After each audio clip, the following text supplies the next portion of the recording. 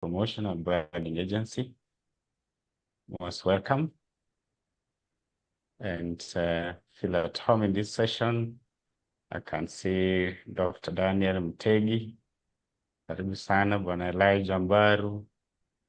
Karibu sana Hilda Asirigwa, karibu. Rahab, karibu. Timothy Waweru, karibu. Welma Crop, karibu sana. Eugenia Munene, feel most welcome. Yash Adwani, karibuni sana. And Mwai, karibu everyone. We are just waiting for everybody to get connected, then we get moving. We can give them a minute or so. This is the Kenya Export Promotion and Branding Agency, your institution that is in charge of export promotion, and we are glad to have you so that we can walk this journey of exports together. So karibuni sana. I think we can start in the next 1 minute.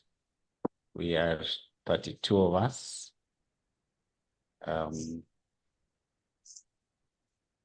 Most welcome. The Kenya Export Promotion and Branding Agency is located at Anniversary Towers, the CBD of Nairobi. If you need to contact us, we shall be sharing our contacts. You can pop in, you can call us, you can reach us via our telephone or social media. We shall be sharing those contacts at the end of this. And it is about 5 minutes after 10. I think it's in order that we get started. So let us pray. In the name of the Father, and the Son, and the Holy Spirit. Amen. Yes. Father, we thank you for this session. We thank you for our participants, wherever they are joining us, that we may share something, oh Lord, that will be adding value to their business and to bring bread to their tables. We thank you for one another. We invite you in this session that, Lord, you may guide each step. For this we pray through Christ, our Lord. Amen. In the name of the Father, the Son, and the Holy Spirit. Amen. So members, welcome. My name is Ruben Wanjala. I am in charge of a directorate called the Resource Center that is mandated to do capacity building, and this is one of our sessions. So from wherever you are joining us, karibu sana. We shall be sharing today a presentation on venturing into exports. Wherever you are, we are not very sure whether we are all on at the same level of exports, but we shall be asking that you just let us know your very specific areas of interest, because this is a foundation kind of training and awareness on how to get into exports, what you need. But in case you feel there is a very specific topic you want us to cover, we have a very, very detailed training program to cater for exporters at whatever stage they are. Those of us who are beginning, those of us who are intermediate, and those who are polished, but maybe you are going through a few challenges here and there. So let us know the feedback that you might have, very specific areas of interest. But for this one, we have 3 colleagues from our end. We have Kelvin Mgendi, who shall be presenting immediately. Henry Ndegwa, who will also be presenting after me. Then there's Lydia Mahinda. So largely, we want to have, this is more or less an informative session. So you'll have very little interaction in terms of giving feedback audibly, but you can write that feedback in the Q&A session, and I shall endeavor to answer them as we go along. This also is a 1-hour session, a very brief session, because we acknowledge that we are all connected using different devices, and some of us could be using our bundles, And also, as it were, when we are online, anything over 1 hour is a bit on the higher side. So we want to condense this into just 1 hour. So as I said, as we go along, feel free to put your feedback there. If it's an area of interest that you are keen on, if it's a question you're asking that is going on the session that is going on, let us know. So without much ado, I want to welcome my colleague, Henry Ndegwa, to get us moving with the intro. Ndegwa, over to you. Okay, thank you, Ruben. Thank you for the introduction. Basically, mine is just to introduce to you about KEPROBA and what goes on at KEPROBA. So today's topic is about venturing into exports, which we've done, which is going to cater for all the exporters from potential, existing, and the exporters who would like to diversify into different products.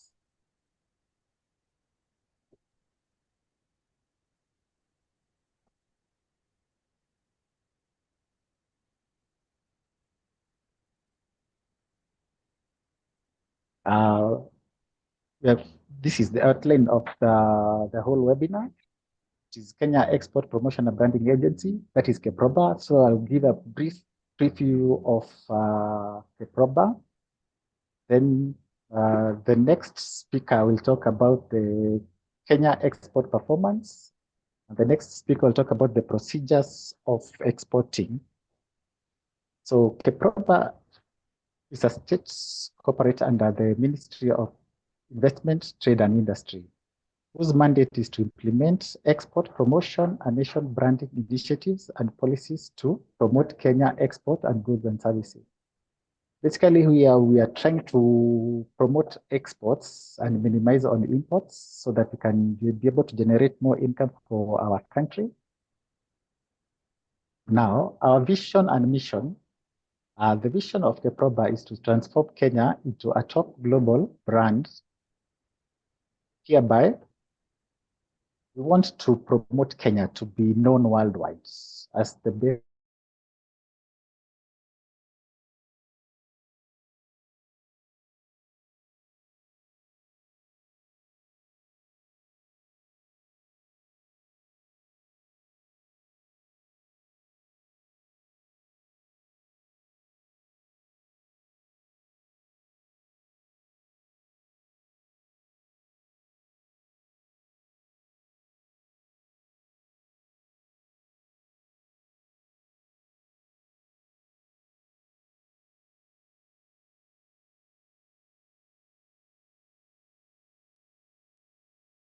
Okay, 1, 2. I think we lost one another.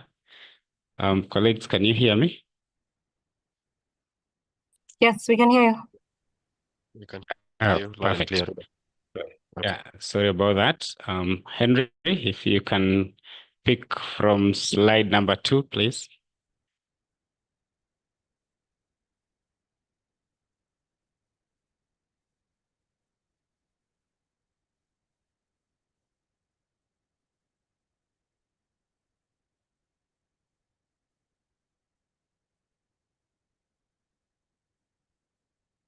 Henry?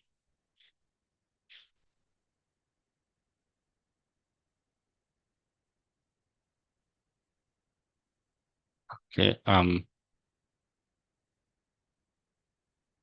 Right. As Henry fixes the technology, he was just introducing who we are, that the Kenya Export Promotion Council is a parastatal in charge of exports. And we are here to just facilitate Kenyans wherever you are in the entire journey of exports. We are under the Ministry of Trade, which is also headquartered at the Teleposta Towers here in Nairobi. And largely, we do very little in importation, but we are here to add value in exports. So feel welcome to join us in this session. But more importantly, there's quite a number of other services that we do offer. to help in the journey of exports. And this come in various, bundled under various services. One is product development, that we journey with exporters on how to get your product ready so that it meets the requirements out there. In this sense, we collaborate with KEBS so that the products that you have at hand can be matured to meet the requirements, whether it's packaging, whether it's certification, and all that. We also do a lot of market sourcing for various products, and we do that in using various modes. We have events like the ones that maybe could make a lot of sense to all of us are trade fairs. Maybe the one that comes to mind for most of us could be the Nairobi International Trade Fair. A very good reason why it is not a show, an agricultural show, but a trade fair, is because various other countries also come with the intention of showcasing what is available from their countries. So we participate in such events all over the world. And there is a calendar of events which is available on our website that guides you on how to, which events are falling due and how you can participate. We also participate in major world expositions. There's one coming up in Japan that is going for an entire 6 months. So this is the biggest of all expositions that place Kenya on the world map, because the whole world will be congregating there. So this will have various Kenyans participate to showcase their products at different times, because the event runs for an entire 6 months, from next month all the way to October. So normally we have a detailed schedule on how that is handled, so that as many Kenyans as possible participate. Henry, when you are ready, you can let me know. Then another thing is capacity building, which, as I mentioned, we have training sessions that we take enterprises through the entire journey of exports. This being just an intro, but we do trainings on how to go about doing your production, how to go about quality, the costing, pricing of your products, the documentation that are required, marketing for exports, how you do logistics, and that is having the products move from your premises to the buyer.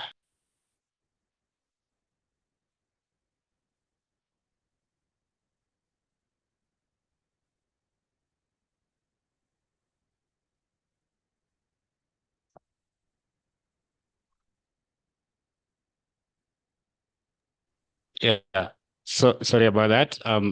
My colleague is sharing the presentation in a short while. I'll just filling in so that we can be going on. So I was explaining about products and markets, then capacity building. This is just but one of them, but the entire journey of exports, from how you produce, how you market, how you get the product to the buyer, how you get money into your pocket. The whole of that journey is catered for in the training. The language of business. There's something we call Incoterms, international commercial terms. When you're quoting for a product, you need just to know some terms. The common terms that all of us may have seen is FOB. Basically, FOB means that it is free on board. What does it mean for you as a seller and for the buyer? Because all those terms are about 25, and they guide the buyer and seller on where first of all, on how the product has been priced, because it is the cost of the product plus the margin plus any other incidental costs. So if it's free on board, for example, it means that that product is delivered by you, the seller, up to the port and onto the vessel being an aircraft or a ship, meaning therefore that the price you have quoted includes having the product reach the port of discharge. So all that is part of what we train.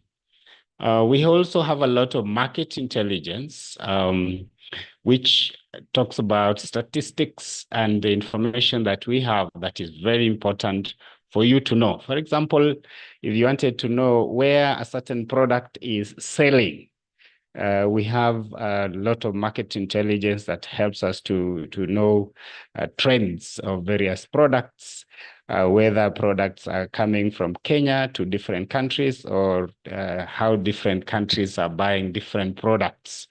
So we walk that journey together, and we empower you to know how to venture into the same. About advocacy on trade policy and facilitation, that we are here as government and want to listen to those of you who are in exports or venturing in exports, what challenges you're having, and we have those channeled to various arms of government. So that is what we do under advocacy. And export trade information services, I've mentioned part of it being this training. We also go out to enterprises just to see what they are doing and advise them on areas of improvement, so that we can grow together. And some of those interventions could mean that we send you to different other arms of government. For example, if you're in horticulture, then we'll send you to AFA, a department called HCD, which is the Horticultural Crop Department, which takes care of horticulture, just for guidance, because they are the regulators. I've mentioned the international market development and promotion. And lastly, let me mention Nation Brand, then I'll hand over to my colleague to finish the remaining bit. Under Nation Brand, we are largely in charge of managing the Kenya's image, that we want Kenya to have a good image out there. We want unified branding of Kenya. We want to help that all of us who are in this session and any other Kenyan who is there talks positive of our country, because then it influences how people relate with us as a country. Because if they are comfortable with us as a country, then they are comfortable with you as a seller venturing into supply of products or services into those markets. We also work with you in branding of the products, that we help you to know how to make the product be sharp and have a very positive perception, because image is everything in terms of business. So that is catered for under Nation Branding. So I want to stop there, then hand over to my colleague to continue with the next slide. Henry.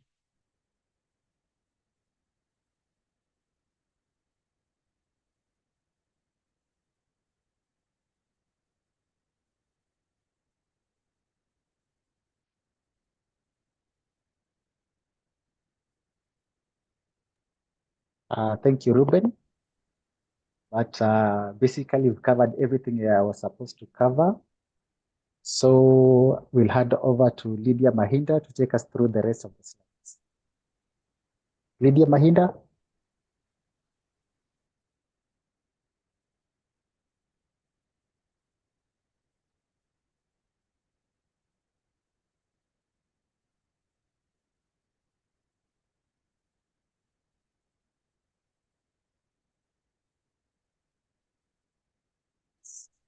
Good morning, everyone. Good morning.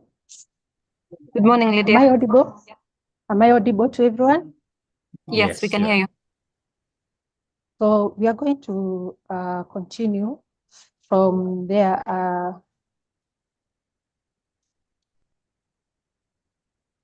And we are going to start with, basically today we are just going to go quickly. As you have heard from Mr. Ruben, this is an introduction to venturing into export or international trade. Most of this information is information that takes quite some time to learn from it, like it's training that takes a duration of 1 week or more, depending on the level of the exporter, whether potential, intermediate, or experienced. So we are going to run through it, and then maybe in the Q&A, we can answer some of the questions. If not answerable here, you are free to walk in. As mentioned earlier, we have free trade advisory services, business counseling, and just walk in. The services are free and you'll be served accordingly. So what is export and why export? We find most of us, we have products or services that are both locally required, and also you might expound and enlarge these services or products to reach a larger market. So why export? Number one is the consumer needs.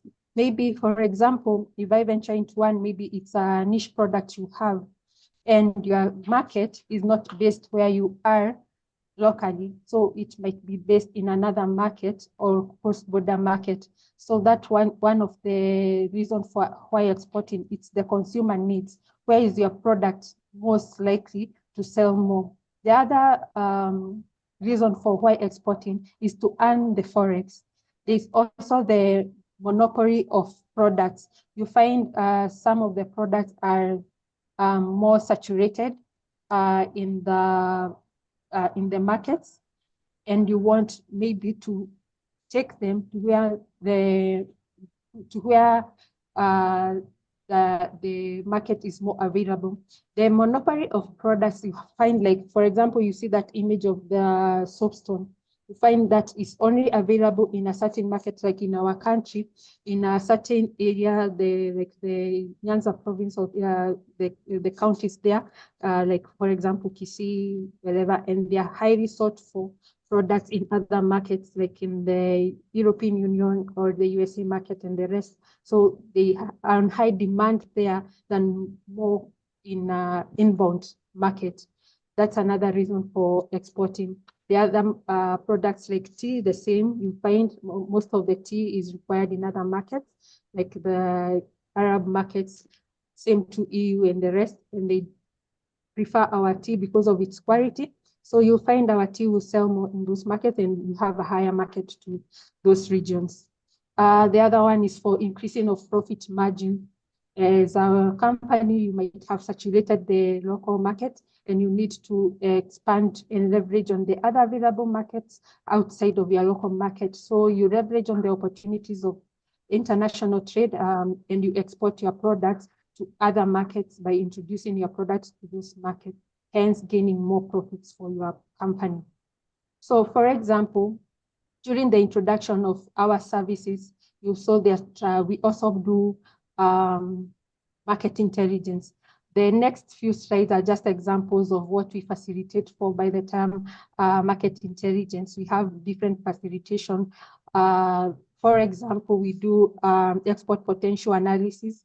We do also import and export performance of Kenyan products and services. For example, the diagram you're seeing, it's talking to the export performance by destination markets. That is the year 2022 and 2023. The information we get from Kenya Revenue Authority, then it is analyzed and compiled by our market intelligence officers here at KEPROBA. You'll find from this, you can tell the top 10 export destinations and how they grew export values. For example, we grew export values by Kenya shillings 100 billion in the year 2023. You find our topmost market that imported our Kenyan products was Uganda, followed by Pakistan. And you can go in depth into these markets and what they actually imported. And you find, for example, even Pakistan then you'll find a number one product was tea, then followed by Netherlands. That one we saw, we know it's horticulture, like the fresh and cut flowers. The rest, you can request for this information on your particular market of interest. You get a market analysis depending on the kind of information you want, whether the trade statistics of bilateral trade between Kenya and a certain market or destination you're interested in, whether it's export potential for your product across the world. That is information you can get from KEPROBA. The other thing is a continuation of that. As I mentioned, you can narrow down to the product label and see its performance and how it contributed to the GDP. That is export destination, still an in-depth analysis now by each market. You see there is Western Europe, Eastern Europe, America, Africa, Asia. Depending on each client's needs, we are able to facilitate this, and you are able then now to sit back and check your export readiness in accordance to the market intelligence you have received. We also train exporters on accessing various trade facilitation platforms where you can also have your export management team doing desktop market analysis for the market you're interested in, and also for the particular product you are interested in exporting, or the service you're interested in exporting. Or if you're already exporting, you can know how the product is doing and how to leverage on the opportunities in the international arena. So what steps do you need to take before export? Remember, our webinar today is an introduction to venturing into export market. So basically, we are going through the general procedures of entering the export trade. And you need several things for you to start into getting into export trade. So number one, just as the way you start a local business, you start with business registration. This is in Kenya, it's processed through eCitizen, the online platform. I believe we all know of it and we are aware of it.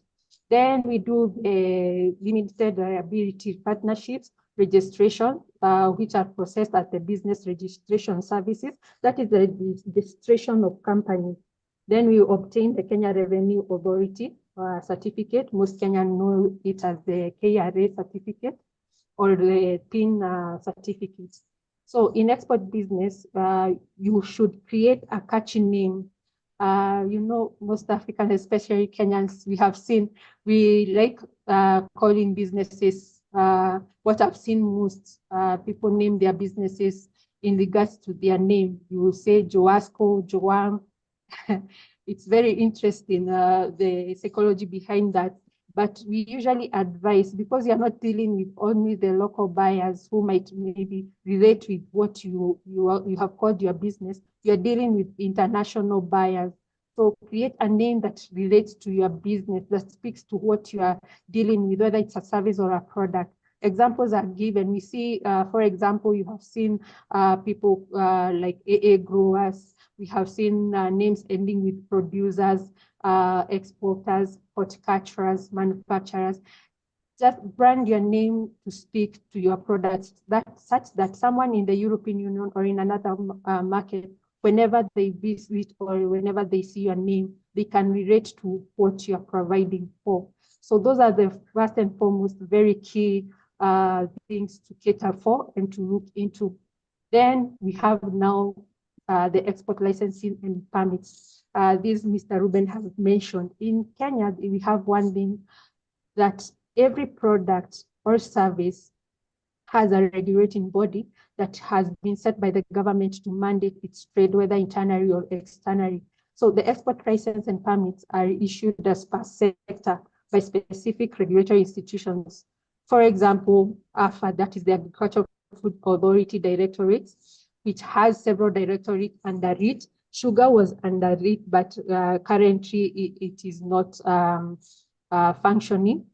There's a directive towards that. So we have the horticulture under the HCD, that is Horticultural Crops Directorate. We have the coffee directorate. We have Pyrethrum and MIRA, Nuts and Oils Directorate, Food Crops and Fiber Crops Directorate. These are the offices that will give you the export license. Export license mostly annual. Then we have export permits. These export permits are given per consignment. That means every time you're sending out a consignment, you have to get an export permit for that consignment. Then we have the Tea Board of Kenya that is in charge of the trade of tea. Then we have the Directorate of Veterinary Services, and then the Directorate of Mines and Geology, Kenya Dairy Board and Pest Control, Products Board. We have the Port Health. You need the Port Health because of if you're dealing with consumables, every consumable product has to go with a certificate of health. These you can get from the Port Health or the county government, among others. I hope you are clear up to that level. So these are the examples of the export licensing and permits. As I have mentioned earlier, the Horticultural Crops Directorate, you find, for example, products like the fruits, the flowers, vegetables, and herbs. We have the Coffee Directorate, as it speaks to coffee. The Food Crops Directorate, that is cereals, legumes, and tubers. We have the Fiber Crops Directorate, cotton and sisal, nuts and oil, everything to do with nuts, that is, name it, macadamia, cashews, coconut, groundnut, whatever nuts you're doing, even their byproduct, that is the oils. And then we have the MIRA, Pyrethrum, and other industrial crops directorate that caters for MIRA, Pyrethrum, and BIXA. Sugar Directorate was catering for sugar and stevia, but now that one has been directed to another function. Tea Board of Kenya, it's tea. Dairy Board of Kenya is milk, yogurt, cheese, ghee, butter, everything under the dairy products. So what are the example of the regulatory bodies as we have mentioned? These are some of their logos. We have the Kenya Dairy Board, we have the Government of Kenya, which is overall. We have the AFA, we have the Pest Control Products, TBK, Kenya Fisheries, and others as mentioned earlier. So the other next thing to cater for when you're doing research into venturing into exports, as you're doing your export readiness, after you have checked into that, you check now the product compliance. As we know, we deal with different products and they all require different compliances. Some they don't require as much. For example, manufactured products, they go in particular to what that product speaks to. Others just need the Kenya Bureau of Statistics certification, and it's good to go. If the other destination market is in line with the standard certification, and others go deep, like now some products must comply with the required international quality and safety standards. We find there's things called phytosanitary certificate, which is issued by Kenya Plant Health Inspectorate. This is KEPHIS. KEPHIS offers certificate for every product that is plant-based. So if you are dealing with a plant-based product, and that means the teas, the coffee, the flowers, the fresh produce like fruits and vegetables, the herbs and spices, after getting the export license from HCD, you require to have a phytosanitary certificate from KEPHIS. So the phytosanitary, it's a health status of the plant material at the time of inspection, sorry. And this one you find it has made so easy, and it's easily facilitated even at our points of exit, but we advise that you deal or leverage on these certifications on onset of your products. Why? To avoid disappointment when it comes to exporting. Start with KEPHIS. If you're dealing with plant-based products, start with the KEPHIS from the production stage so that they can give you the right advice on how to go about it and how to cater for your product so that it can meet the phytosanitary standards. So the others are like for fish, meat, and any food items, which is the sanitary certificate from veterinary services. we saw the Directorate of Veterinary Services, they do the sanitary certification for fish, meat, and any other food item. Fumigation mostly done for wood articles and some gift items. This is to cater for the pesticides and others that are found in the woods. So fumigation has to be done.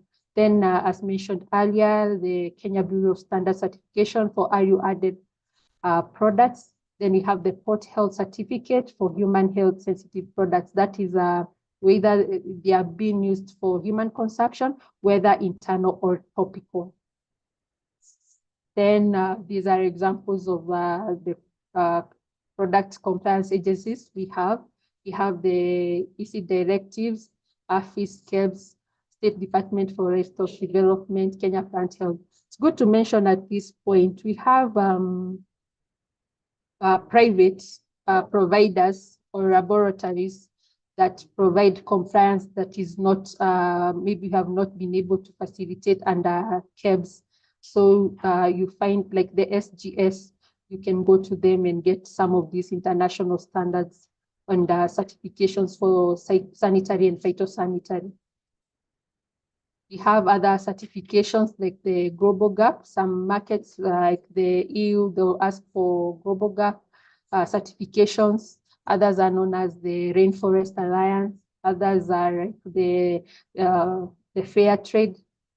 I know maybe some of you have seen products with these stamps in addition to our KEBS. So some markets, even though you have the KEBS certification, they'll need to see this because of their preference to the products that want something that speaks to fair trade. For example, fair trade speaks to matters of labor, social involvement of the company with the where it's operating, and others Global Gap. Halal, because of certain markets, they require that product to have gone through a process of halal processing procedures and the like. We have others like Soil Association, Organic, others Kilimo High. You find some of our teas, they have this Kilimo High or Rainforest Alliance. Then we have others like the Certified Quality Management. So it's upon you as an exporter to do your research on the market you are exporting to, find the preference of the buyers, and find whether they require some of these, whether they prefer more of products. And this information in our day is readily available at our fingertips. We have the internet that currently provides this information. Apart from that, some of this market, for example, to mention the EU, they have through the bilateral trade agreements we have with them and they have with developing countries, they have made this information freely available, and you can know to how to export to EU. They take you through the road to exporting to EU that states some of this certification that is required in their market. And some of this we can speak in depth further when you come for trade advisory. If we choose to go deep into each one of them, we'll use a lot of time, but I'm just mentioning a few. Thanks. As you go on, Lydia, and just to interject, members, please feel free to use the question and answer session. There's a section that is written at the bottom of Zoom, Q&A. It is more structured than if you use the chat, because under Q&A, there is a question and we shall answer to it so that you can see for every question there is an answer. Kindly use that. Then, as my colleague has said, there is this presentation is highly generic, very specific issues that you may want part of what we'll be answering in the Q&A, but also feel free. I've shared an email address that you can contact us, and we have a more deliberate engagement, which is very specific to your area of interest. Otherwise, tunaendelea vizuri. Go ahead, Lydia. Thank you. Thank you. What do you require to enter the market? Number one, now after you have done what we have discussed earlier, Then is to get the export documentation. You prepare and submit the necessary customs documentation required for export. These are like the commercial invoice, the packing list, certificate of origin. This is on top of the export permit that you have and the export licenses that you have. We won't speak into this, just to mention, when we come to arrangements we have with other markets, that is bilateral and multilateral arrangements, we have certain benefits to traders. And these benefits, they are implemented under what we call rules of origin, where you get something called certificate of origin. Several certificates of origin, as you see here, we have Kenya is part of COMESA. So certificate of origin for produce destined to COMESA countries. If an exporter wants to benefit, it has different provisions, largely in terms of tariff provisions or tariff benefits. They can trade using the certificate of origin that shows that product origin is from Kenya. And since Kenya is part of COMESA, then they will benefit from the provisions under that. We have Euro 1, that is for European Union. We have the GSP certificate, which is destined for USA, Japan, Australia, Canada, and etc. Then we have the AGOA certificate of origin, that's for USA. We have EAC, East African Community Certificate, and then the AfCFTA that is currently going on well. That applies to member states of Africa, those that have ratified the agreement, currently the 48. Then number 4, I've skipped it because it's different from the others. That now is the ordinary certificate of origin. This ordinary certificate of origin means that those destinations, we don't have any bilateral agreement with them.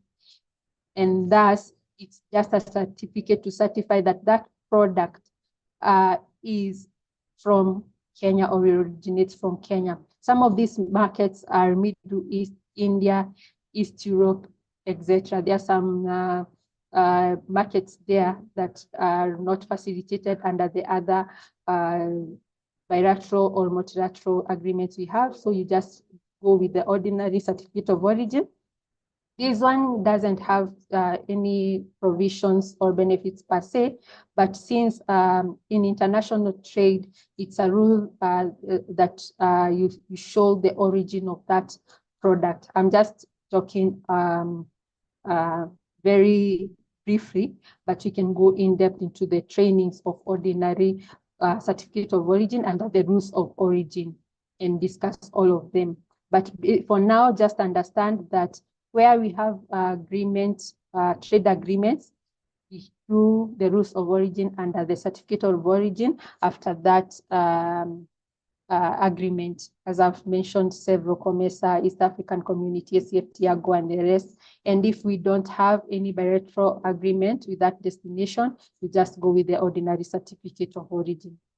There's an explanation there for you to note that preferential certificates of origin, these are the COO, certificate of origin, that we have agreements with. These are obtained from Kenya Revenue Authority. Then the ordinary certificate of origin, it's acquired from the KNCCI, that is the Kenya National Chambers of Commerce and Industry. Now, we have an agency in Kenya known as the Kenya Trade Network Agency, KenTrade, which is a state national treasury that is mandated to facilitate cross-border trade and establish, manage, and implement the National Electronic Single Window System that is known as the TFP, that is the Trade Facilitation Platform. When you become an exporter, we have several levels of exporting. We have, maybe you have had, we have indirect exporting and direct exporting. Indirect exporting is where you are sourcing for someone who has the export license, who is doing exporting themselves. So you are kind of their source, you are providing for them. Either you are an aggregator or a marketer. So you do, they source product from you, or you export through other means, not necessarily you doing the export documentation. But if you're doing direct exporting, that means you are dealing directly with the consumer or your market, and it's your company that is doing the direct exporting. You are required by the state to undergo a training with KenTrade so that you can understand how to use the trade facilitation platform. Along at the days where you used to do physical export documentation, as I mentioned, you have to facilitate all these documents, the AGOA certificate, the export permits, and the invoices. This is done under the TFP. The trade facilitation platform has all companies involved with export documentation incorporated into it. That is the KRA, ICMS, the AFA, IMIS, and the rest. So they incorporated into it. It is like a one-stop trade facilitation platform. And a trader or their agent, a registered agent, clearing and forwarding agent, which you can find under the KRA system, licensed and registered. They do the export documentation for you under that trade facilitation platform. So it is required for a trader to understand that facilitation platform to avoid the anomaly of the information or avoid being swindled in any way, and to also follow up on their cargo, whether incoming or outgoing. So that's the work of the Kenya Trade Facilitation Platform under KenTrade. So some of these, as you remember, I talked of some trade facilitation portals that offer information that is very key when you're doing your export readiness assessment. We have, for example, the Euromonitor International, the CBI, Ministry of Foreign Affairs of Netherlands.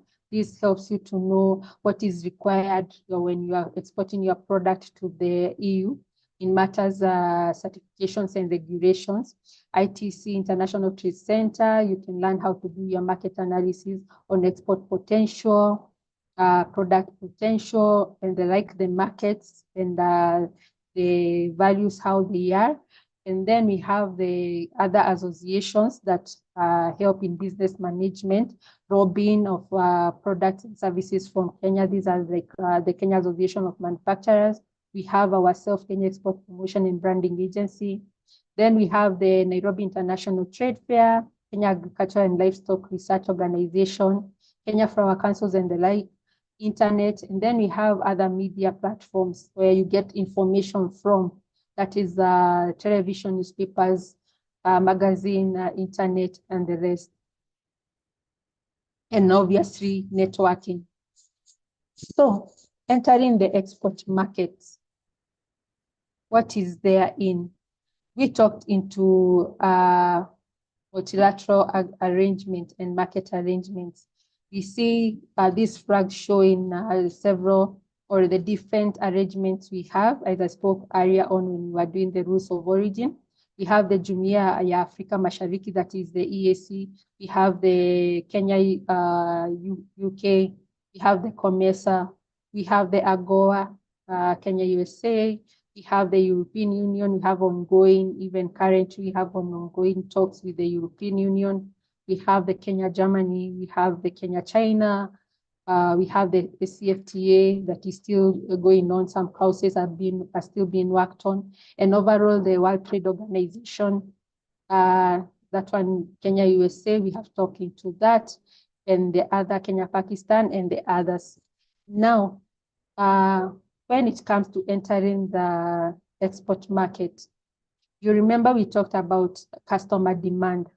Customer demand talks not only to the name itself, it seems it goes further, what we call preferences. And these preferences are controlled by certain factors. These are factors like religion. As you see, we have diverse religions in the world, diverse regions that speak to different aspects. The demand might be controlled by the climate. As for example, if you're dealing with textile and apparel, you have to consider whether your market is dictated to by the seasons, that is autumn, summer, and the rest. Then we have the food preference. Some, they require others, the culture, whether it's rhyming with what you're providing for. What do they incorporate in their intake and the rest? What is their social structure, their vibes, their norms, their beliefs, and the rest? And then currently, we have seen now people are so much into my life, my health. And we are seeing like the EU, over the years, it has gone pro-organic. And you might find that they want products to be almost 100% produced organically. These are some of the things that control the product and how you select your market and how you do your market entry strategy to a particular market. The other one is quantity. You can find quantity being, it's a big issue when it comes to exporting. What I mean is that, for example, you can attend a trade fair or introduce your product into a particular market, and that product is required. But now you don't have enough quantity to meet the demand. So you have to check whether you are able to meet the client's demand. That speaks a lot to whether you are able to export to that market, whether you collaborate, and if you are not able to collaborate, how are you going to go about it to be able to meet the quantity? For example, Kenya, you have products, but some of the niche products we have not been able to meet the demand as requested. The other one is the quality of the products. You see, if you want to deal with the external market, you have to make sure the standards are up to par. These are just, we are speaking into these are just imageries of some of the products we have here in our country. So you have to speak into the standards of the market you are targeting. Make sure that you have met the quantity and also the quality that surpasses the local market and also meets the consumer's preference. We have the aspect of sustainability. Nowadays, as we talked to certification, we saw like the Global Gap and the Fair Trade. Most of these have been put in place because of this aspect of sustainability. Is your production process sustainable? Is it interfering with the ecosystem of the other things like the environment? For instance, we see the EU has brought about the deforestation regulation, and there is a policy that is speaking to that. So it's upon us to check whether our products are interfering in any way with sustainability, whether in a positive or a negative way. And if it's in a negative way, we work proactively toward mitigating that risk. And if it's a positive, we work more towards improving that.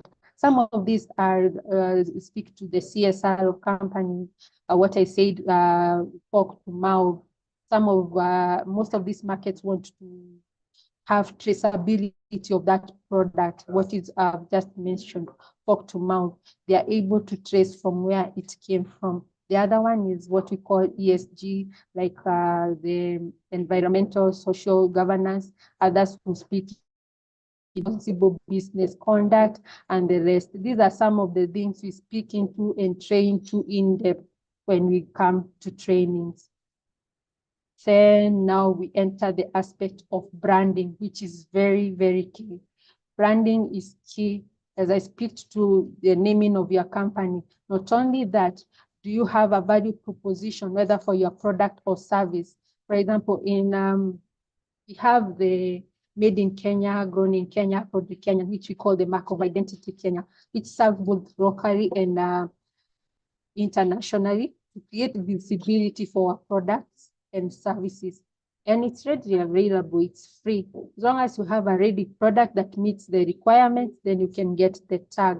It's a way of branding your company, branding your product or service. Speak to companies or buyers. They buy by what they see, what speaks to them. What is your value proposition? We have seen some companies in their packaging, they speak to their story. They give even a background of their origin. Some of these are very good at it. We have seen it with the Safaricom, M-Pesa, KCB, even with the type of the advertisements they do. And that speaks to the client wanting more of that service. You find some don't even buy it's not necessarily the product, but the brand of it.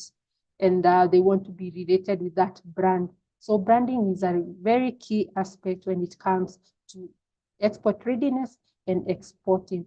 Create visibility that when that market goes to the shelf, one can be able to set it apart from the others, be attracted by it, and want to feel it. So these are examples of some of the brands. We have the Made in Kenya tag you see there for some of our products. Some of these brands, we know them. They have been here.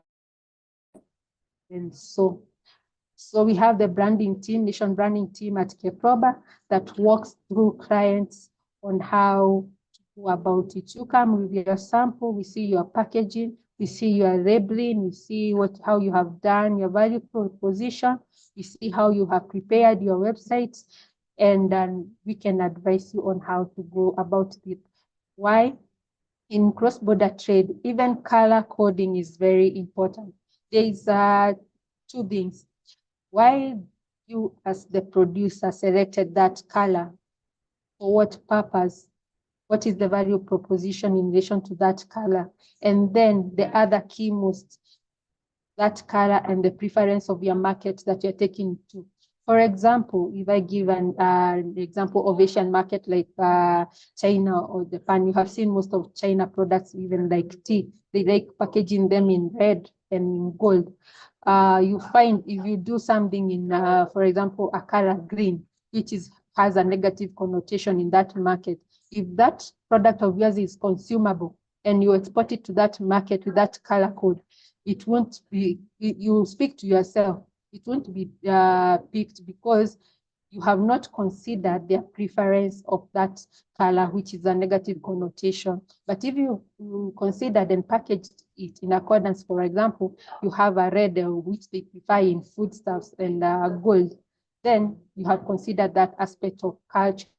The other thing is the language barrier. Is your language speaking to that market? So make sure all these aspects, if there are markets that are more concentrated on the nutritional factors, make sure you have factored all that in your labeling and packaging.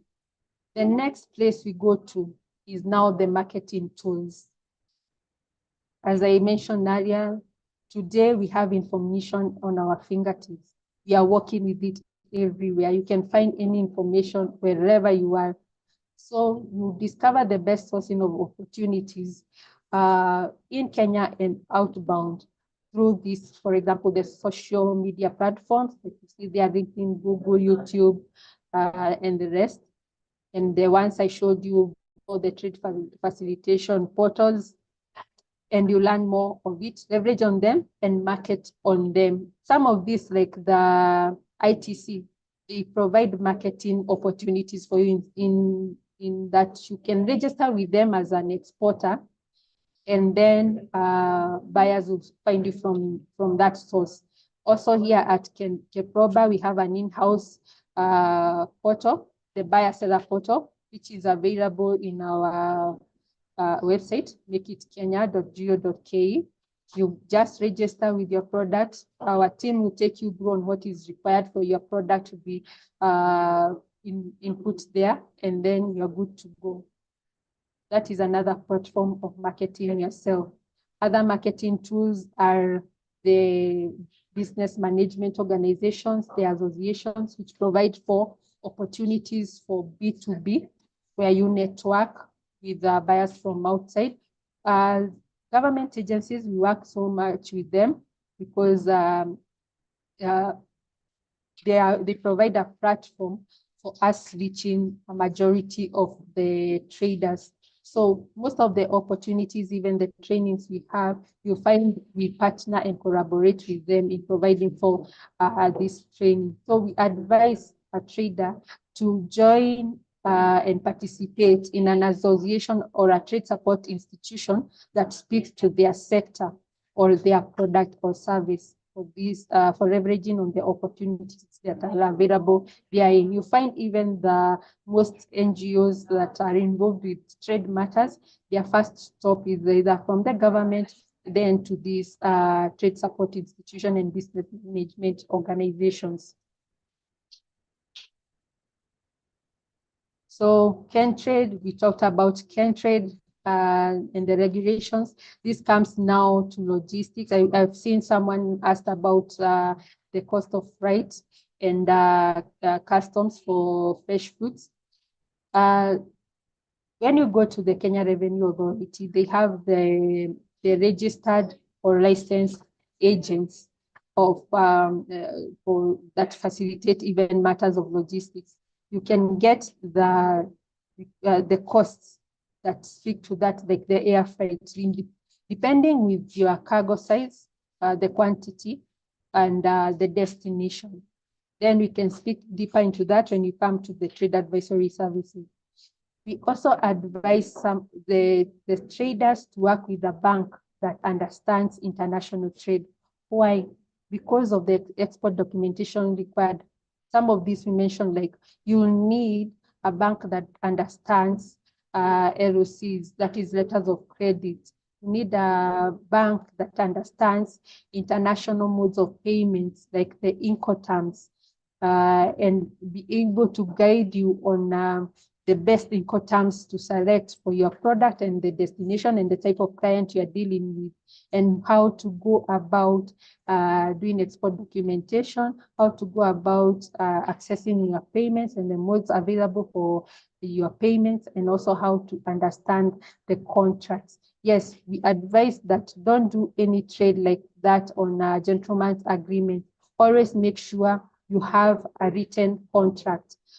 We have seen so many people being swindled because they solely depended on trust. And when it comes now to dispute, you find they cannot be held because things like contracts, they were not considered. So dispute settlements become very tricky in regards to that. So we advise traders to always be very keen on some of these things, like the Incoterms, those are the modes of payments, the banks they're dealing with, and always engage contracts when doing business to solve disputes if at all they happen. Then we have the clearing and forwarding agents. We always advise work with the licensed clearing and forwarding agents. These will help you even in the flights with the seaway and the others. Then the Kenya Airways, some of the cargos we have. We have the seaway cargo, we can have the Kenya Airways cargos, and the clearing and forwarding agents will assist you into knowing the best mode of transport and logistics for your cargo in regards to the mode of payment you have selected. The Incoterms, we have 11 of them, and each of them speaks to your responsibility or liability as a trader. For example, I will give the one that mostly favors the exporter, that is the ExWorks. That is the number one, which requires the buyer to come into your production site. That means you won't have to cater for the logistics and everything. The buyer has that liability. Then we have the extreme end, the DPP, where you now as the exporter have to cater for all logistics and everything, even insurance to that end.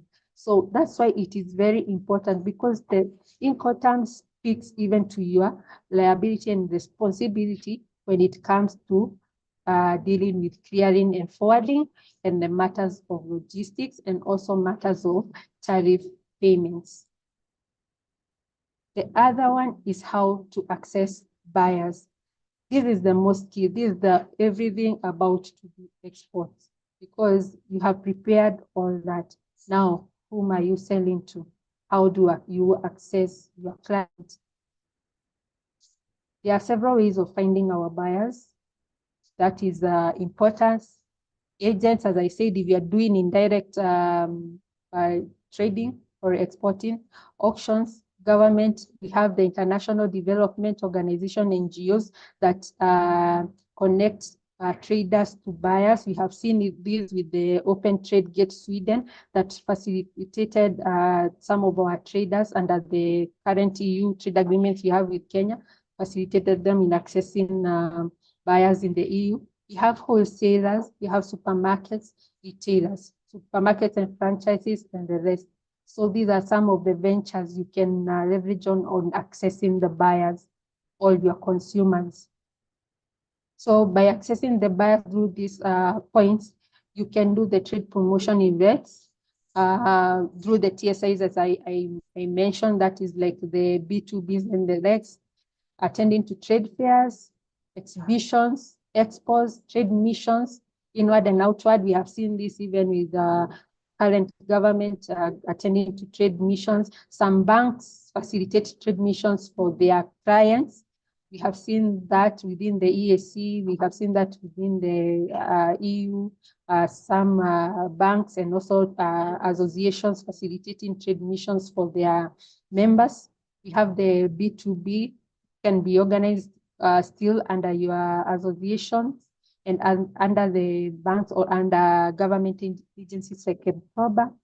Another thing you can access the buyers is by market survey and research that I had mentioned before. We train clients or traders on how to access through facilitation by the various trade facilitation platform, as I mentioned before, like the CBI, the International Trade Center, and the rest, and also the KEPROBA platform, where you can do the market survey and research and be able to access a buyer.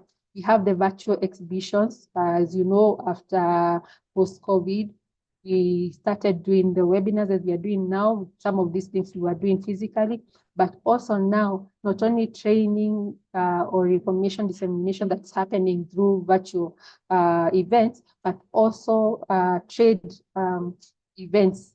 They are being undertaken through virtual events, and these are happening through virtual exhibitions, where you sell you display your products and you sell your products online or virtually, and therefore thereon you can have a discussion with an interested buyer and continue and set up how you're going to go about that deal or that business. Then we have the e-trade platforms. I've mentioned several, including our Make It Kenya Geo.ke platform on the buyer seller platform, among the others. We have the Kenya Exporters e-portal, and we also have another. We have the Exporters Directory. Here at KEPROBA, we have the Exporters Directory that keeps on being updated. And so if you are an exporter outside there and you have not registered with us, kindly take steps and do so. It's free of charge. We don't charge anything. Then the foreign missions that I've mentioned, some of these you'll find they are also organized by various consuls or embassies under their chambers of commerce. We have the ITC trade maps that, as I mentioned, you can register as an importer and access a buyer, or also you can find exporters and also liaise with them whether they need more sourcing for the products that they are doing and be sourcing for them. And then we have the auctions. So I'm going to call upon my colleague, Mr. Mugendi. He's going to continue from there. And I hope you have learned quite a bit. If you need further clarification, feel free to walk in or even send an inquiry email through our inquiries at brand.ke, and Trade Facilitation Officer is going to respond to you in accordance to your request. Thank you.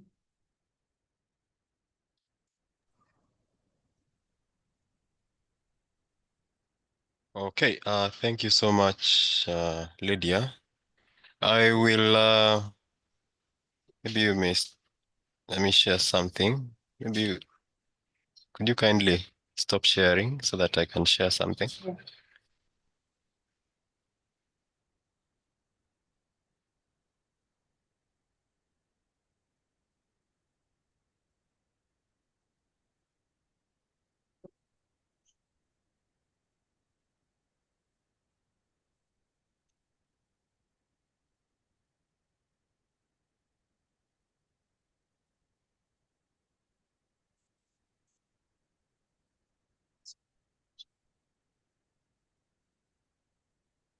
Okay, thank you. Thank you, Lydia. I think I'll focus on two subtopics of this presentation, and that is Incoterms, and then I'll proceed to methods of payment in international trade.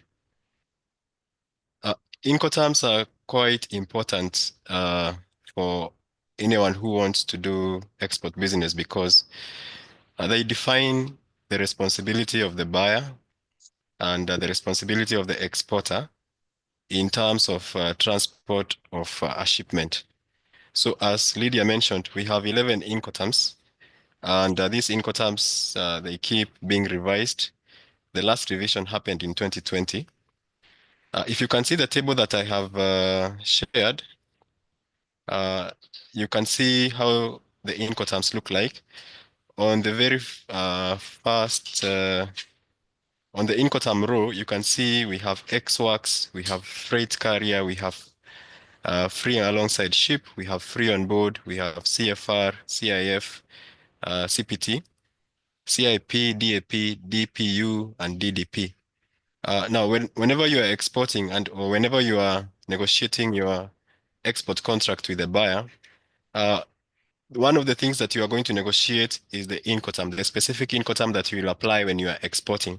And therefore, it's very important for you to know what each specific Incoterm means and to what extent can you take responsibility before the shipment title of ownership is transferred from yourself, from the exporter to the buyer. So for example, if I start with ex-works, ex-works is where the buyer comes for the shipment or for the cargo from the gate of your premises. So the buyer will organize transport right from the gate, and they will take title of ownership of that good will move from yourself to the buyer at that point at the gate at the gate. So as an exporter, you will only incur what you call export packaging. That's what you do. But for the rest of the transport from there to the buyer's destination, then that cost will be borne by the buyer. So what basically, if you look at this this matrix, what basically it describes is that the further you go, for example, if you move from ex-works, you go to free carrier, what that means is that the exporter will bear the export packaging, they will bear the loading charges, they will bear the delivery to the port or place of exit, the port of exit. They'll also bear the cost of export duty, taxes, and custom clearance. So it's very important when you're negotiating, you negotiate an Incoterm that is favorable to you. As Lydia mentioned earlier on, most Kenya's exporters, and I think not just Kenya's exporters, but many exporters around the world, they prefer using the FOB. If you look at the FOB, for example, which is free on board, the exporter's responsibility includes export packaging, loading charges, delivery to the port of exit, export duty, taxes, and custom clearance, original terminal charges, and finally loading on carriage. And the important thing about Incoterms is they affect the pricing of your product because all the costs that are incurred, then they should be loaded on the commercial invoice that you present to the buyer or the importer. So it's very important for an exporter to understand the Incoterms so that you can use whichever Incoterm that you select to use. You understand what it means, you understand the responsibilities, you also understand the documentation that goes with them, because the same documentation are used to claim for payment. So I will not belabor much on this slide, but we will share to all those who have attended, we will share this information so that you can see for yourself and understand what Incoterms are, and basically after understanding helps you to go about selecting the best Incoterm for your business. The other area that I'm going to discuss is methods of payment in international trade. Allow me to share a document.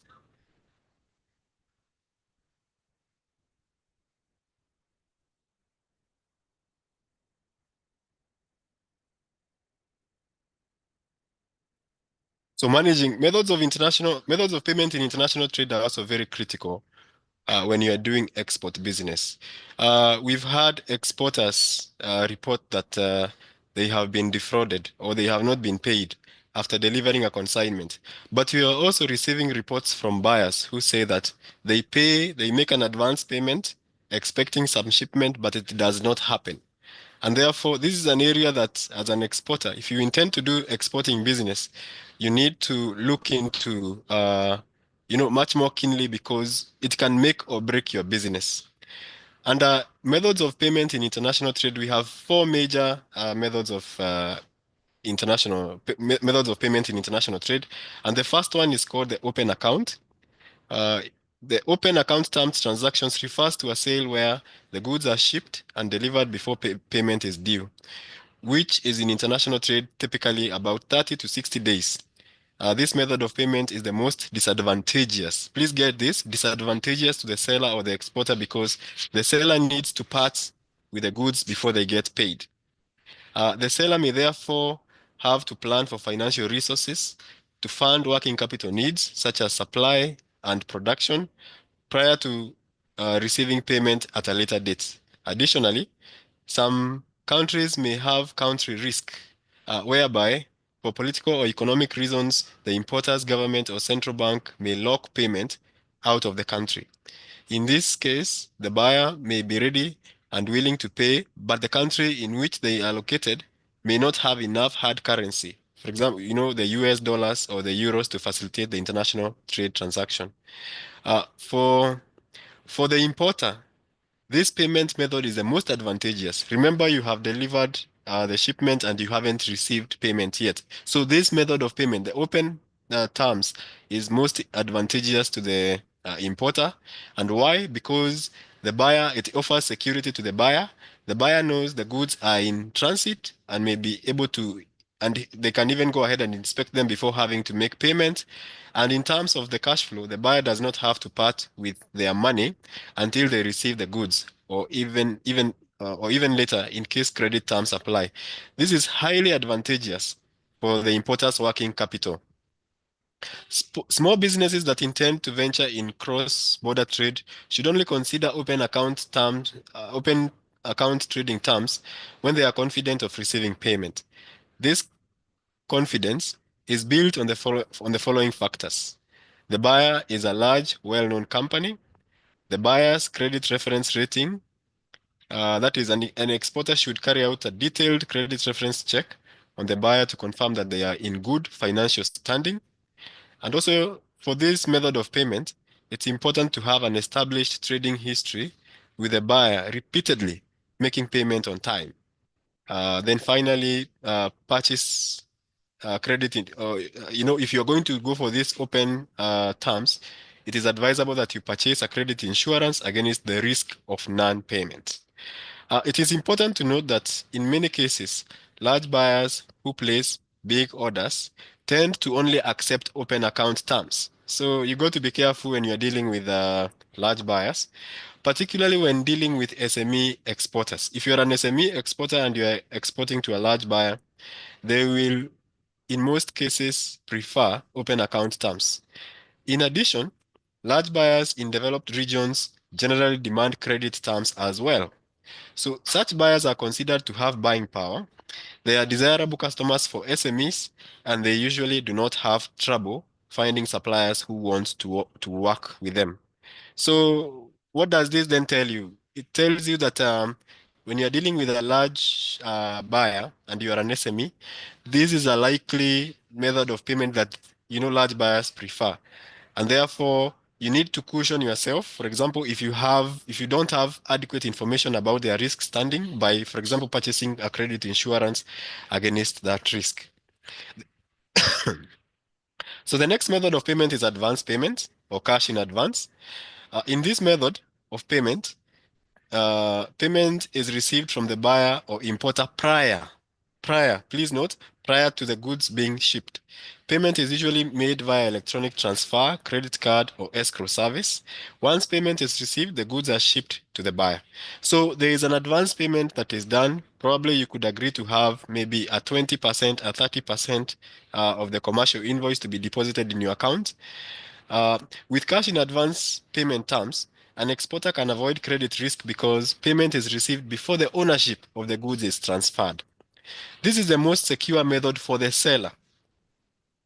Remember, open terms is most advantageous to the importer or the buyer, but advance payment in this case now becomes advantageous to the exporter, and consequently, the least attractive to the buyer. So you see what that happens? What happens in this case? This is a very good method of payment for the exporter, but for the buyer, it is not the case, and we shall see why. Cash in advance is recommended in high-risk trade relationships or export markets, particularly for small export transactions for which other payment methods may not be cost-effective. Cash in advance is also less burdensome than a letter of credit and has less risk for the exporter than an open account. However, requiring payment in advance is the least attractive option to the buyer. So you see, it is a good method of payment. It favors the exporter, but then again, it is the least attractive option to the buyer. Exporters who insist in cash advance as their sole payment method for doing business may lose, please note this, may lose out to competitors who are willing to offer more attractive payment terms. So you can see your negotiation skills here will play a key role in determining the specific method of payment that you are going to arrive at. Depending on the sales opportunity, an exporter may also need to consider other terms of payment. So knowledge of payment terms is very important, and not just knowledge, but going ahead and selecting the best one for you. So what is the advice here? Exporters should consider cash in advance method of payment when the importer is a new customer or has less established purchasing history, the importer's creditworthiness is doubtful or unverifiable, there is little or no confidence in the ability of the buyer to pay, if the political, commercial, or economic situation of the buyer's country increases the risk of non-payment, the seller has a unique marketing leading tool, market leading product not available elsewhere. If you have a rare commodity that you are exporting, then you can demand an advance payment, or that commodity that you're exporting is in heavy demand. And if the goods are being, if the goods are being customized to the buyer's specifications, resulting in increased cost of manufacturing. So if you are selling very customized goods, then you can demand an advance payment, because you can leverage on that uniqueness of your product. So businesses that export to developing countries often demand advance payment terms. Get that? Businesses that export to developing countries often demand advance payment terms due to uncertainties of an unpayment and country risk. It is important to note that open account and advance payment are the two most extremes of the payment risk radar. So open account terms and advance payment are they are very extreme in this case. In practice, neither may be suitable to the buyer or should the buyer or seller feel that they are giving up too much control. So if you are giving up too much control, these two methods of payment that we just discussed, they are not suitable. So then what option then do you have? Let's look at letters of credit. A letter of credit is a contractual commitment by the foreign buyer's bank to pay once the exporter ships the goods and presents the required documents to the exporter's bank as proof of shipment. Letters of credit are a trade finance tool designed to protect both the exporter and the importer. They can be very helpful in winning and signing business deals with new clients in foreign markets. So I hope you got that. Very, very important. And that's why businesses that understand international trade, they often use letters of credit. They can be very helpful in winning and signing business deals with clients in foreign markets. When you are negotiating the method of payment, and then you mention letters of credit, the importer has confidence that you are able to deliver. A letter of credit gives the exporter guarantee of payment while offering the importer a reasonable payment terms. Letter of credit is the most secure method of payment, provided that its terms are met. The documents are presented in order and on time. There are strict guidelines around the issuance of letters of credit, which are governed by UCP 600, that is Uniform Customs and Practice for Documentary Credits, established by the International Chamber of Commerce. Letters of credit are recommended for use in higher risk situations, for instance, when the importer's credit rating is unacceptable or not available. When dealing with a new or less established trade relationship, when extended payment terms are requested, or to provide added security for high value export transactions, where any delay in payment or non-payment would be catastrophic for the exporter.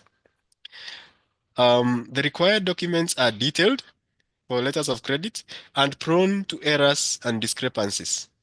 So to avoid payment delays and extra fees, documents required by letter of credit should be prepared by professionals, such as freight forwarders, and even the bank that you're working with can support in preparation of letters of credit documentation.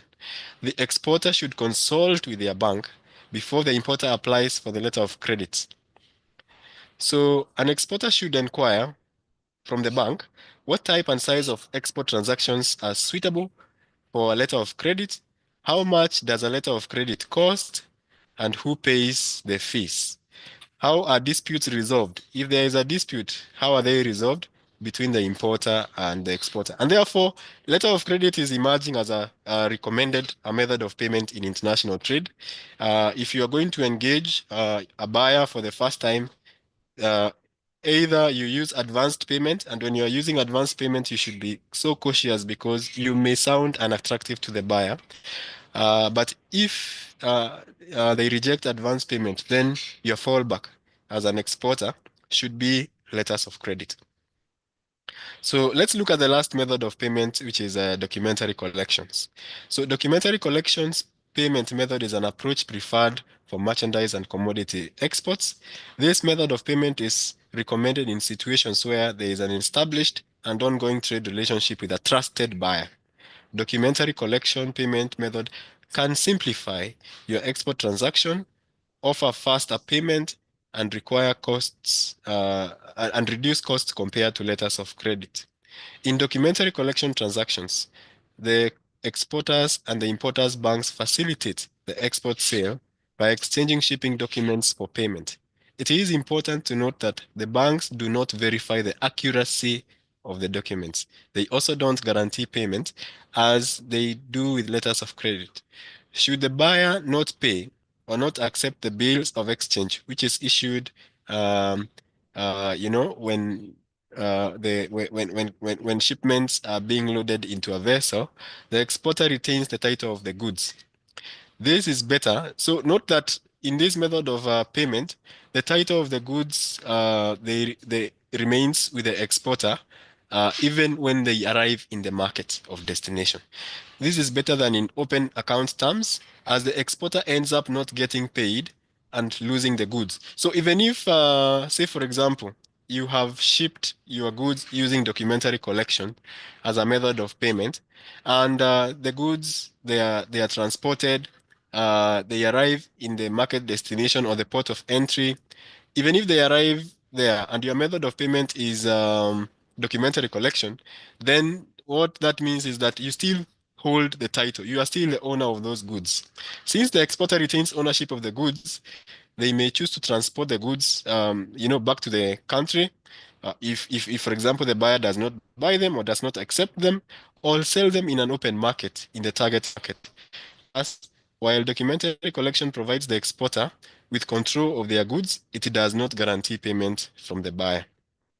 A documentary collection payment method is only recommended for established trade relationships in economically and politically stable markets. Before an exporter opts for this method of payment, it is recommended that they consult their bank. So it's very important for exporters to understand those two areas, Incoterms and methods of payment in international trade. If you don't understand those terms, you are likely to get defrauded. Okay? So it's very important for you to learn them and not just learn them, but know how to apply them in an export transaction. One last more thing I would like to say is that in Africa, under the ACFTA, we have a bank that is called Afreximbank, which has now rolled out a platform called the Pan-African Payment and Settlement Scheme. The Pan-African Payment and Settlement Scheme is meant to help African countries to trade amongst themselves in their currencies, and therefore eliminating the risk of hard currencies. Hard currencies, sometimes there are times when they are not available. That is the dollar and the euros, and therefore the PAPS is coming in to support African businesses to trade among each other, to make payments among each other. So, for example, if you are trading with a country in Africa and you want your payment to be done in Kenya shillings, then that is now becoming possible. And we have some Kenyan banks that have subscribed to the PAPS. One bank that recently launched the PAPS is KCB. I think a week ago they launched they subscribed to the PAPS and they are now members. And of course, having been ratified by the Central Bank of Kenya. So if you are exporting within the African Continental Free Trade Area or within the African continent, then you can approach KCB for PAPS services to facilitate your payment. I think at this point I want to end at that and say thank you for listening to me, and we wish you all the best in your efforts if you want to export within not just Africa but around the world. Our doors are open for facilitation.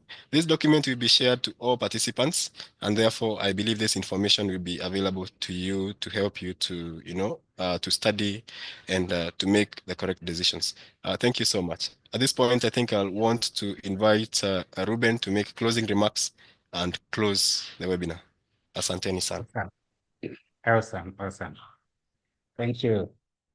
Thank you so much, everyone. We appreciate your attendance, our dear participants joining from wherever you are. We have had a very, very engaging session since 10. It is now 11:30. And I want to celebrate all of you because there's been quite a lot of questions which I've attempted to answer. In case you feel I've not answered your question quite well or satisfactorily, please feel free to let us know. Also, feel free to indicate on this particular session your immediate reaction to this. There is a way you can express your happiness, your displeasure on this forum. If you are enabled to do so, please feel free to do so. We have been together for the last 1.5 hours, and I want to echo my good friends and colleagues here, Kelvin Gendi, Henry Ndegwa, and Lydia Mahinda, who have been sharing with us a lot about who Keproba is, what our services are. And ladies and gentlemen, as you might have seen, that we have nearly touched the tip of the iceberg. This is an intro. This is not actually one of the modules we present or we train.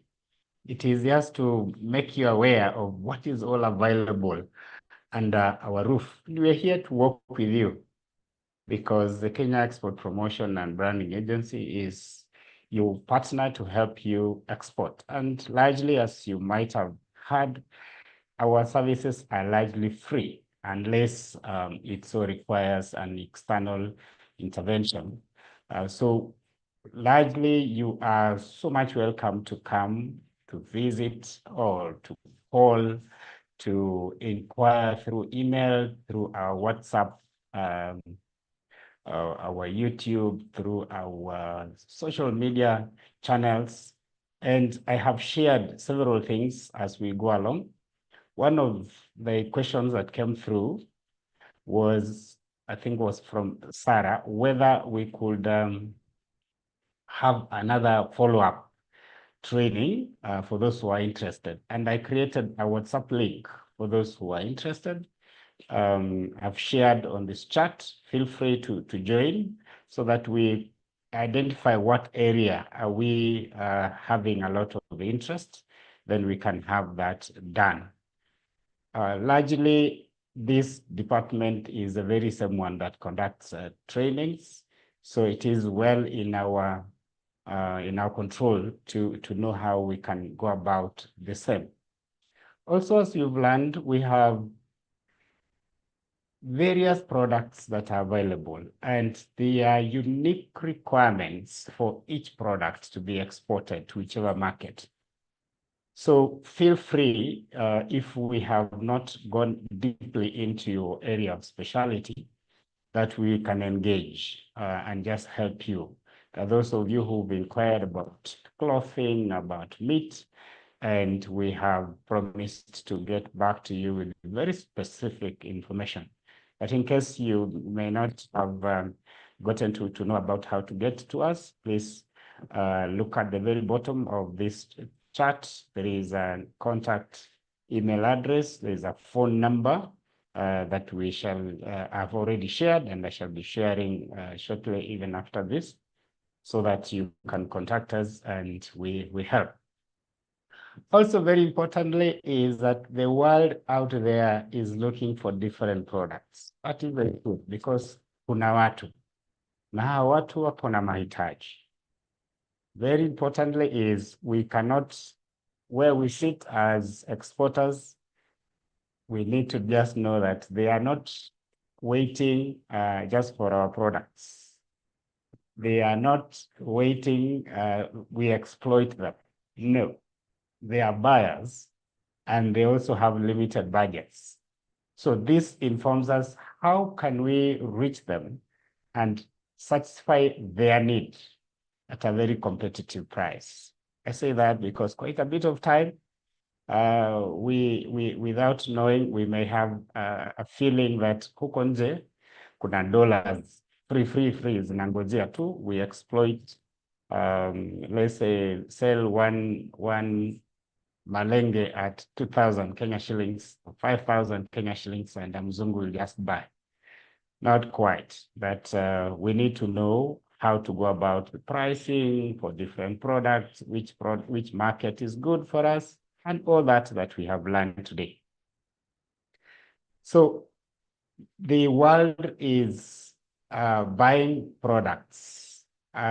Just when we are going through this, just looked at the statistics for last year, that we exported products worth 1.17 trillion to various countries in the world.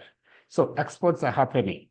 The question to ask is your slice among those, that figure of 1.17 trillion that we are sending outside? If not, how can we be of assistance so that you can have a small little pie? So far, so good. Thank you so much, ladies and gentlemen. I wish to request that we stop there. As I've said, let us engage more. Visit us if you are within Nairobi. Call us from wherever you are. Go to our website, which I've shared again, and those who have given us the email addresses, we shall be contacting you. Most of you we met during the Kenya EU sessions that we had in various counties, and we got to get your contact details. That's how we send to you this invite. But again, as I said, feel most welcome if you need very specified or specialized service from us. Thank you so much once again, and I wish you God's blessings in the endeavors that you are engaged in, and have a beautiful afternoon and weekend ahead of you. God bless.